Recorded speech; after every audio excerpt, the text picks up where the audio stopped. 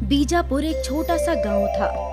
इस गांव के ज्यादातर लोग ज़राअत का काम किया करते थे, लेकिन कुछ ऐसे भी थे जिनके पास कोई आबाई जमीन नहीं थी। जैसे मोहन एक गरीब शख्स था जो यहाँ वहाँ छोटे बड़े काम कर लिया करता था। कभी किसी के खेतों में मजदूरी तो कभी किसी गोदाम में मजदूरी। एक रोज मोहन घर लौटा तो उसकी बीवी मालती बेहद खुश थी। क्या हुआ? मैंने आपके लिए नया काम तलाश कर लिया है। पगार 6000 है। इतना? लेकिन कहाँ? बगल वाले गांव में एक पानी पूरी बनाने का कारखाना खुला है। उस कारखाने वाले को काम करने के लिए लोग चाहिए। मेरी बाजी ने आपके लिए वहाँ बात कर ली है। वाह, ये तो बढ़िया है। अब हम लोगों को किसी चीज की कोई फिक्र नहीं होगी। यकीनन। मैं कल से ही काम पे जाऊंगा। हाँ। अगली सुबह मोहन काम के लिए खुशी खुशी निकला। वो कारखाना पहुंचा।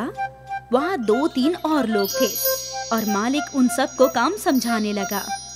ये देखो, अब इस मशीन में 10 किलो आटा, 100 ग्राम नमक और 2 लीटर पानी डालना है और ये बटन दबाना है। इससे ये मशीन आटा गूंदने लगेगी। आटा गूंदना तो हाथ से भी मुमकिन है ना, तो इसके लिए मशीन की क्या जरूरत है? मुमकिन तो है, लेकिन जब हमें ज्यादा तादाद में काम करना हो तो हर काम के लिए मशीन ही काम आसान बनाती है। जी, गौर से देखो, हरे बटन से मशीन शुरू होती है और लाल से बंद। ठीक है मालिक। फिर गूंदे हुए आटे के गोले बनाकर इस दूसरी मशीन में डालना है। इस मशीन से आटा चपटा होता है और गोल गोल बनकर निकलता है।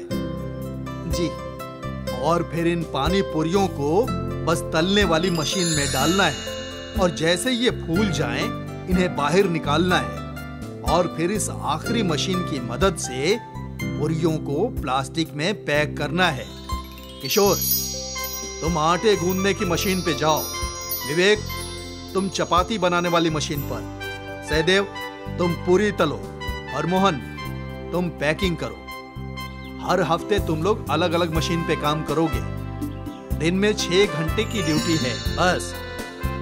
ठीक है मालिक। और बस उस रोज से मोहन दूसरे लोगों के साथ उस पानी पूरी के कारखाने में काम करने लग गया।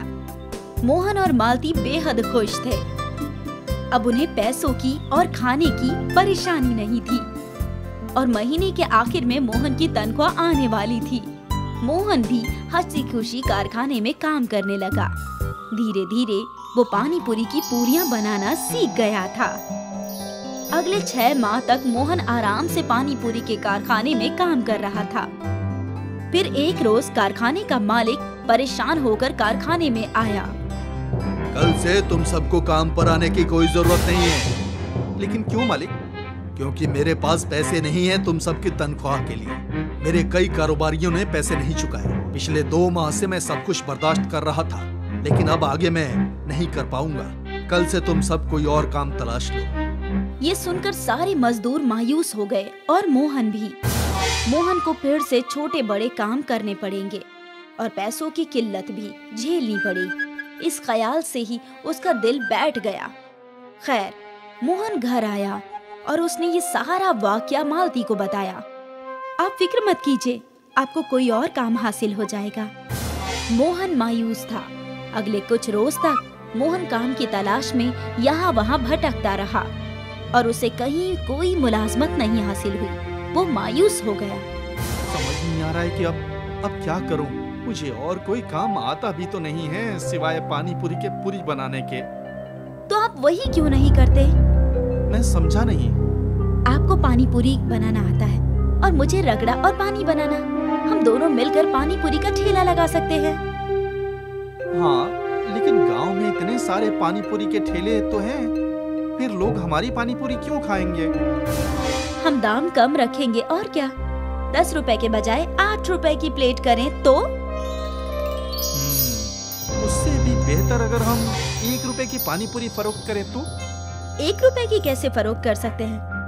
1 रुपए की 1 पानी पूरी, खरीदार जितनी मर्जी खाए। तो क्या हमें मुनाफा होगा?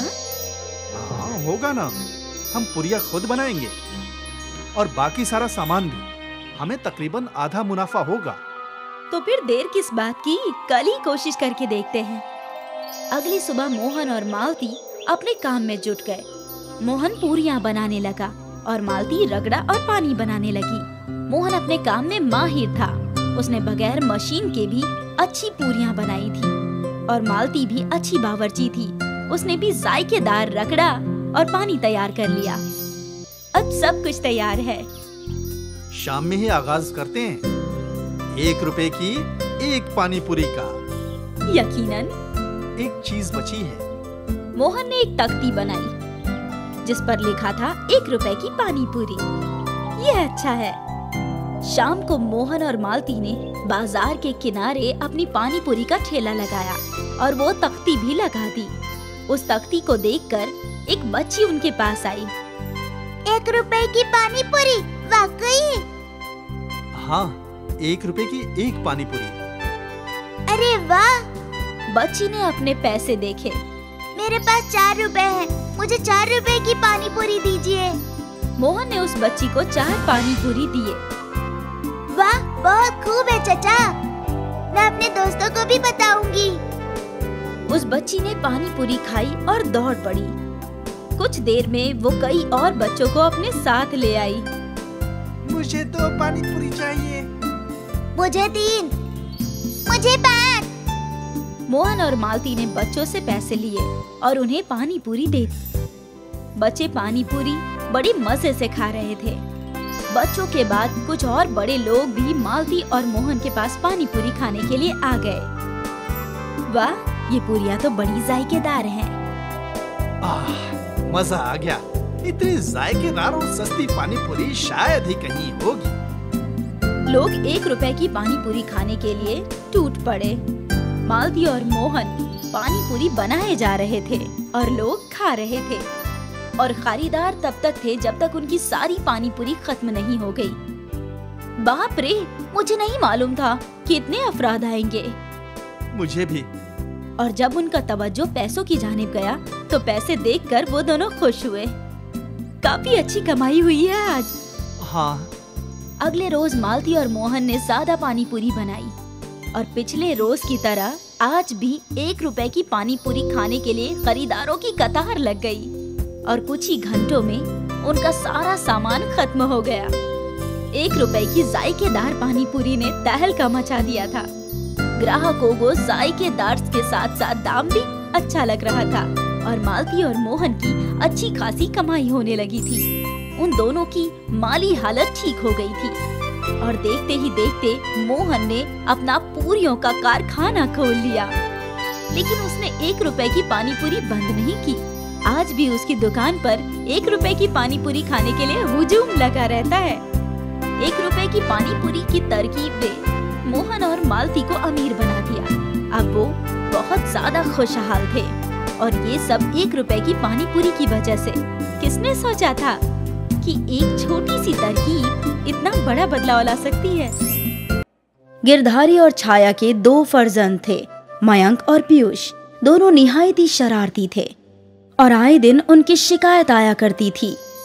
ये देखिए गिरधारी जी, आपके फर्जंदों ने गुलेल से निशाना लगाकर हमारी सारी मटकियां फोड़ दी। ये इस माह की तीसरी मटकियां हैं जो इन दोनों ने फोड़ी है। देख रही हो ना बेगम, पूरा गांव तुम्हारे इन दोनों लाडलों से परेशान है। कभी किसी की मटकी फोड़ देते हैं तो कभी किसी का सामान लेकर भाग जाते हैं। अब बच्चे शरारत नहीं करेंगे तो कौन करेगा? तुम्हारी इन्हीं बातों की वजह से दिन ब दिन बिगड़ते जा रहे हैं दोनों। आज तो तुम दोनों को अच्छे से सजा मिलेगी। गिरधारी ने दोनों को मारने के लिए छड़ी उठा ली। मुर्गा बनो और अगर शाम होने से कब्ल तुम दोनों हिले तो देख रहे हो ना ये बेंत की छड़ी। मुर्गा बनो जल्दी। गिरधारी ने छड़ी जमीन पर पटकी और छड़ी की आवाज सुनकर दोनों डर गए और मुर्गा बन गए। तकरीबन 1 घंटे तक बच्चे मुर्गा बने रहे और गिरधारी वहीं बैठा रहा।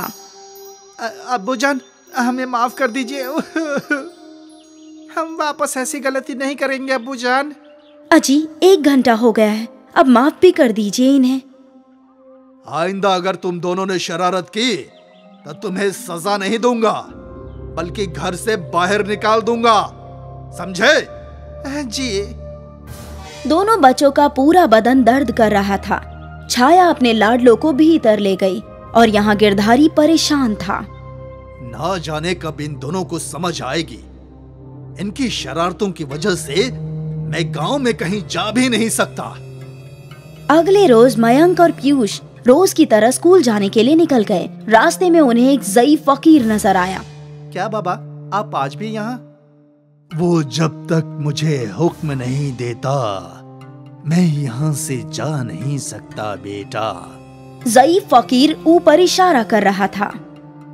ऊपर कौन है? कोई सैटेलाइट है क्या, या कोई जहाज? वो ऊपर वाला जिसकी हम सब कठपुतली हैं। आप क्या कह रहे हैं? ये सब हमारी समझ में नहीं आ रहा। खैर, ये बताइए, आपको भूख लगी है क्या? हाँ, लगी है बेटा। तो ये लीजिए हम दोनों का टिफिन। तुम दोनों रोज मुझे अपना खाना दे देते हो, तो स्कूल में तुम लोग क्या खाओगे? अरे बाबा, हमारे पास पैसे हैं ना, हम कैंटीन का खाना खा लेंगे। वैसे भी हमें अब्बा की सब्जी रोटी अच्छी नहीं लगती, जायका ही नहीं होता है। भले ही जायका ना हो, लेकिन मोहब्बत तो है। आप नोश फरमाइए, हमें देर हो रही है। फकीर बाबा को अपना खाना देकर दोनों बच्चे स्कूल चले गए। अगले रोज छुट्टी का दिन था और बच्चे गिरधारी के पीछे लगे थे। अब्बू जान, आपने कहा था कि आप हमें छुट्टी के दिन दरिया वाले मंदिर ले जाएंगे। हाँ, मुझे याद है, लेकिन आज मेरे पास बहुत काम है। एक काम करते हैं, अगले हफ्ते जाएंगे। आप हमेशा ऐसा ही करते हैं। आप हमेशा झूठे वादे करते हैं अब्बू जान। हम आपसे कभी बात नहीं करेंगे। दोनों ने मुंह फुला लिया और अपने कमरे में चले गए। थोड़ी देर बाद गिरधारी काम पर जाने के लिए निकला। छाया, दोनों बच्चे नाराज हैं। तुम दोनों को कुछ पैसे दे देना। कुछ बाहर का खाएंगे तो उनका दिल बहल जाएगा। मैं शाम में जल्दी आने की कोशिश करूंगा। फिर बाजार चलेंगे सब लोग, ठीक है? ठीक है। गिरधारी चला गया और छाया बच्चों के कमरे में गई। मालूम है, तुम्हारे अब्बू हमें बाजार ले जाने वाले हैं शाम को। मैं तो नई साड़ी लूंगी। तू क्या लेगा पीयूष? ये भी झूठ है। नहीं बेटा, वो घर जल्दी आएंगे और हम बाजार जाएंगे, नए कपड़े और खिलौने खरीदेंगे। पक्का? और उन्होंने तुम्हें पैसे देने के लिए कहा है। तब तक तुम दोनों कुछ बाहर खा लो और खेल लो। बच्चों ने झट से छाया के हाथ से पैसे ले लिए और दरवाजे की जानिब दौड़ पड़े। वो दोनों गोले वाले के पास गए और अपना मनपसंद गोला खाने लगे। अब हम पूरा दिन क्या करेंगे? मैं तो सोच रहा हूँ कि हम तन्हा ही दरिया वाले मंदिर जाकर आते हैं। लेकिन कैसे? हमारे पास इतने पैसे हैं कि हम कश्ती का भाड़ा भी दे सकते हैं और खाना भी खा लेंगे। जब तक अब्बू जान घर लौटेंगे, हम मंदिर जाकर भी आ जाएंगे। और तो और शाम में उनके साथ बाजार भी जाएंगे। वाह! दोनों बच्चे दरिया के किनारे पहुंचे। बूढ़े फकीर ने उन्हें दरिया के पास जाते हुए देख लिया। दोनों ने कश्ती वाले को पैसे दिए और कश्ती से दरिया पार कर लिया। दरिया के बीचों बीच एक जजीरा था, जिस पर एक बड़ा ही खूबसूरत मंदिर था। बच्चे इस दरिया पर उतरे और खेलते खेलते मंदिर तक जा पहुंचे। ये मंदिर कितना अच्छा है ना? और यहाँ के अमरूद भी, वो देखो। दोनों पत्थरों से अमरूद तोड़ रहे थे। उन्हें वक्त का अंदाजा ही नहीं रहा। वो लोग अपनी ही मस्ती में मशरूफ थे। घंटों गुजर गए और फिर बरसात शुरू हो गई और फिर दोनों पानी में नाचने लगे। बरसात तेज हुई, लेकिन बच्चे अभी भी खेल ही रहे थे। काफी देर बाद मयंक का तवज्जो आसपास गया। यहाँ कोई नहीं है क्या? मालूम होता है सब लोग जा चुके हैं। वो लोग दौड़कर कश्ती वाले के पास पहुंचे तो किनारे पर एक भी कश्ती नहीं थी। भारी बरसात की वजह से बड़ी बड़ी लहरें उमड़ रही थी। मालूम होता है हम फंस गए। यहाँ गांव में गिरधारी और उसकी बीवी अपने दोनों बच्चों को तलाश कर रहे थे। बेटा, मयंक और पीयूष को कहीं देखा क्या? नहीं चचा। छाया परेशान थी, वो रोने लगी। वो दोनों रोते रोते दरिया के किनारे तक पहुँचे। भाई, तुमने मेरे दोनों फर्जंदों को कहीं देखा क्या? नहीं भाई, मैंने देखा है। वो दोनों कश्ती से उस पार गए थे। क्या? अरे भाई, मैं तुम्हें 10 गुना पैसे दूंगा। मेरे बच्चों को लाने में मेरी मदद कर दो। दरिया में तूफान आया है भाई। इतनी बड़ी लहरों के सामने कोई कश्ती टिक नहीं सकती।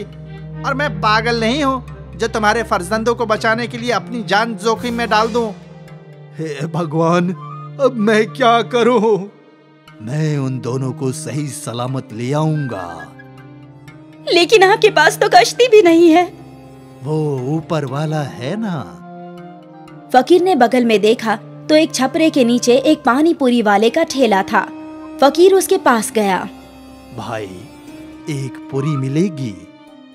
ये लो।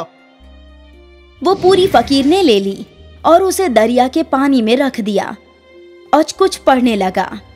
और फिर पल भर में उस पानी पूरी का साइज बढ़ गया। छोटी सी पानी पूरी बड़ी हो गई।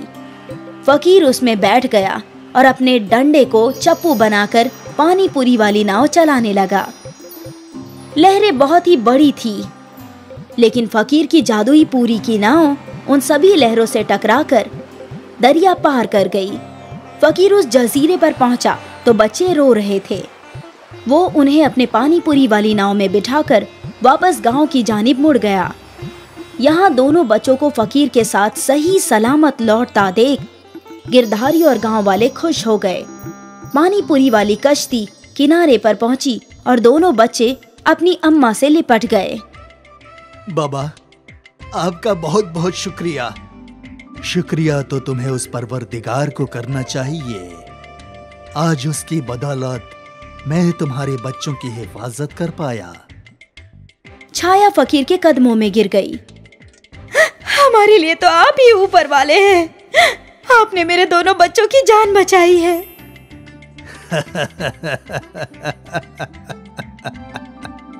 और ज़ईफ फकीर चल पड़ा। बाबा, आप कहाँ जा रहे हैं? मेरा यहाँ का काम खत्म हुआ। मुझे अपना सफर जारी रखना होगा।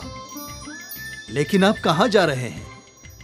जहाँ परवरदिगार ले जाए बेटा। ज़ईफ फकीर ने अपनी पानी पूरी वाली कश्ती से मयंक और पीयूष की हिफाजत की। ये उस फकीर का कोई करिश्मा था या उन बच्चों की नेकी? जो भी था, दोनों बच्चे महफूज अपने घर लौट आए। यही काफी था। अंत भला तो सब भला। आनंदपुर नाम के एक गांव में एक मुफलिस किसान जोड़े रहते थे, विक्रम और लता। उनकी खुद की कोई जमीन नहीं थी, इसलिए वो गांव के एक रईस आदमी भानु की जमीन पर मजदूरी किया करते थे। वो जो भी फसल उगाते उसमें से आधी अच्छी भानु खुद ले जाया करता था और बची हुई फसल इनके हिस्से में आया करती थी, जिससे फरोख्त कर उन्हें बहुत ही कम पैसे हासिल होते थे। ये लो लता, इस फसल की कमाई। इस मर्तबा तो पिछली मर्तबा से भी कम पैसे मिले हैं। हाँ, अब समझ नहीं आ रहा कि क्या करूं। सोचा था थोड़ी अच्छी कमाई होगी तो संजय के कॉलेज की फीस निकल जाएगी, लेकिन अब तो वो भी मुश्किल मालूम होता है। अब्बा, मैं सोच रहा हूँ कि मैं भी कोई काम करूँ जिससे आप दोनों की थोड़ी मदद हो जाएगी। सोच तो तुम्हारी वाजिब है बेटा, लेकिन इस गांव में काम कहाँ है? आप भी ना एक मर्तबा उसे थोड़ी कोशिश तो करने दीजिए। मुमकिन है उसके नसीब से ही कोई काम हासिल हो जाए। ठीक है, तलाशो बेटा। अब संजय काम की तलाश में जुट गया। अगली सुबह वो गांव की हर दुकान, हर कारोबार में गया। चाचा, आपके पास कोई काम है जो मैं कर सकूं? नहीं बेटा, हमारा छोटा सा कारोबार है, हम घर वाले ही मिलकर संभाल लेते हैं। जी ठीक है। सुबह से शाम हो गई, संजय को कोई मुलाजमत हासिल न हुई। वो मायूस होकर गांव के एक नुक्कड़ पर बैठ गया। सोचा था कोई मुलाजमत हासिल होगी तो अब्बा की थोड़ी मदद हो जाएगी, लेकिन मुझे कोई मुलाजमत हासिल ही नहीं हो रही। तभी उसे फिक्र में बैठा देख उसका दोस्त मयूर उसके पास आया। क्या हुआ दोस्त, तुम इतने परेशान क्यों हो? अब क्या बताऊं, अब्बा की मदद करना चाहता हूँ लेकिन मुलाजमत हासिल नहीं हो रही। अरे तो खुद का कोई कारोबार शुरू कर लो ना। कारोबार के लिए भी तो पैसे चाहिए ना, वो भी तो नहीं है। अरे तो भानु सेठ है ना, वो गांव में हर किसी की मदद करते हैं। तुम उनसे उधार ले लो और आहिस्ता आहिस्ता करके सारे पैसे लौटा देना। ये तो वाजिब रहेगा, लेकिन मैं कौन सा कारोबार करूं? मयूर ने चारों सिमत नजर घुमाई। गांव में हर चीज थी। तभी दो ख्वातिन गुफ्तगू करती जा रही थी। आज भैया जी ने मस्त पानी पूरी खिलाई, लेकिन पानी पूरी खाने के लिए कितना दूर जाना पड़ता है। पानी पूरी? हमारे गांव में सब कुछ है, सिर्फ पानी पूरी के लिए गांव वाले बगल के गांव में जाते हैं। हाँ, ये अच्छी तरकीब है और पानी पूरी के ठेले के लिए ज्यादा पैसे उधार भी नहीं लेने पड़ेंगे। अरे 2000 में तुम्हारा काम हो जाएगा। हाँ, चलो भानु सेठ से राब्ता करते हैं। मयूर संजय को भानु सेठ के पास ले गया। सेठ जी, संजय को कुछ रुपए उधार चाहिए पानी पूरी का कारोबार करने के लिए। पानी पूरी का कारोबार तो अच्छा है, वैसे भी मुझे पास वाले गांव में जाना पड़ता है पानी पूरी खाने। कितने पैसे चाहिए? जी 2000। बस, पैसे तो मैं तुम्हें दे दूंगा, लेकिन मेरी एक शर्त है। कैसी शर्त? कि मैं हमेशा तुम्हारे ठेले से मुफ्त में पानी पूरी खाऊंगा। ठीक है सेठ जी। संजय ने बगैर सोचे समझे हाँ बोल दिया। मयूर संजय को एक टक देखता रहा। भानु ने संजय को पैसे दिए और वो दोनों वहाँ से चले गए। तूने उसकी शर्त मंजूर क्यों की? अरे वो पैसे दे रहे थे ना, इसीलिए। अरे गधे, तुझे इल्म है कि वो सेठ कितना बड़ा भुक्खड़ पेटू है? गांव के हर खाने के ठेले वाले को उसने उधार दिया है और अब तक हर कोई उसे मुफ्त में खिलाता है और ये भुक्कड़ एक के बाद एक खाता ही रहता है। अरे बाप रे, अब क्या? जो होगा देखा जाएगा। तुम कम से कम अपना कारोबार तो शुरू करो। अगले ही रोज संजय ने गांव में पानी पूरी का ठेला खोला। बच्चे, ज़ईफ, जवान, हर कोई संजय के ठेले पर पानी पूरी खाने आने लगा। पहले ही रोज से संजय की आमदनी शुरू हो गई। वो बेहद खुश था, लेकिन उसकी खुशी को आग लगाने भानु सेठ वहाँ हाजिर हुए। अरे संजय, एक प्लेट पानी पूरी दो तो जरा, तीखा बनाना। हाँ जी। संजय ने भानु सेठ को एक प्लेट पानी पूरी दे दी और भानु ने वो धड़ाधड़ खा ली। एक प्लेट और पानी पूरी देना। संजय ने एक प्लेट और दी, फिर तीसरी प्लेट, फिर चौथी प्लेट। ऐसा करते करते भानु सेठ ने 6 प्लेट पानी पूरी खा ली और बगैर 1 रुपया अदा किए वो वहाँ से चला गया।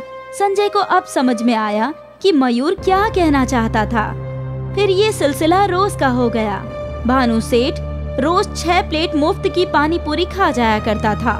संजय का मुनाफा कम होता जा रहा था। वो परेशान था। एक रोज इसी फिक्र में वो काम कर रहा था कि तभी एक साधु वहाँ हाजिर हुए। बेटा, बहुत भूख लगी है, क्या तुम हमें कुछ खिला सकते हो? मेरे पास तो सिर्फ पानी पूरी है, आप यही खा लीजिए। संजय ने उस साधु को एक प्लेट पानी पूरी खिलाया। उस साधु का पेट भर गया। ऊपर वाला तुम्हें बरकत दे। क्या मैं तुम्हारी तकलीफ की वजह जान सकता हूँ? संजय ने उसे भानु सेठ की मुफ्त खोरी के मुतालिक बताया। मैं तुम्हारी मदद कर सकता हूँ, मुझे एक साफ प्लेट दो। संजय ने उस साधु को एक प्लेट दिया। साधु ने कुछ दुआएं पढ़ी और फिर वो प्लेट संजय को लौटा दी। अब ये प्लेट जादुई है, इसमें तुम जो भी रखोगे वो एक के बाद एक आता ही जाएगा, लेकिन ख्याल रहे इसका एक ही मर्तबा इस्तेमाल होगा। होशियारी से इसका इस्तेमाल करना, ऊपर वाला तुम्हें बरकत दे। साधु संजय को दुआएं खैर देकर वहाँ से रुखसत हुए। कुछ देर बाद वहाँ भानु सेठ आया। संजय, एक प्लेट पानी पूरी दो बेटा।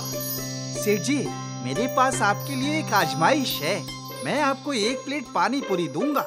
आपको मुझे प्लेट खाली करके दिखाना है।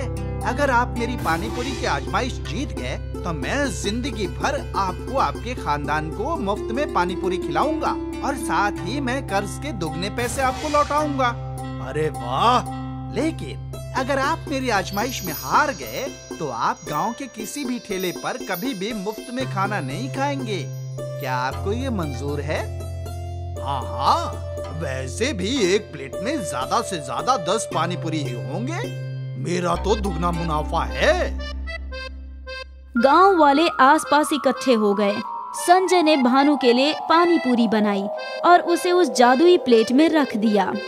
भानु एक के बाद एक पानी पूरी खाता जा रहा था, लेकिन उस जगह खुद ब खुद दूसरी पानी पूरी आ रही थी। भानु ने धड़ाधड़ 20-30 पानी पूरी खा ली, पर फिर भी पूरी प्लेट भरी हुई थी। अरे ये क्या जादू है? ये प्लेट खाली क्यों नहीं हो रही? यही तो आजमाइश है। भानु ने और 20-30 पानी पूरी खा ली और अब उसकी हालत खस्ता हो चुकी थी। अरे बस बस, अब नहीं हो रहा और नहीं खा पाऊंगा, हरगिज नहीं, मैं हार गया। तो अब से आप कभी मुफ्त में कुछ भी नहीं खाएंगे पूरे गांव में? हाँ हाँ, नहीं खाऊंगा। भानु सेठ अपना मोटा पेट पकड़कर अपने घर की जानिब दौड़ गया। सारे गांव वाले उसकी ये हालत देखकर हंस पड़े और संजय की जादुई पानी पूरियों ने गांव वालों को भानु की मुफ्त खोरी से निजात दिला दिया।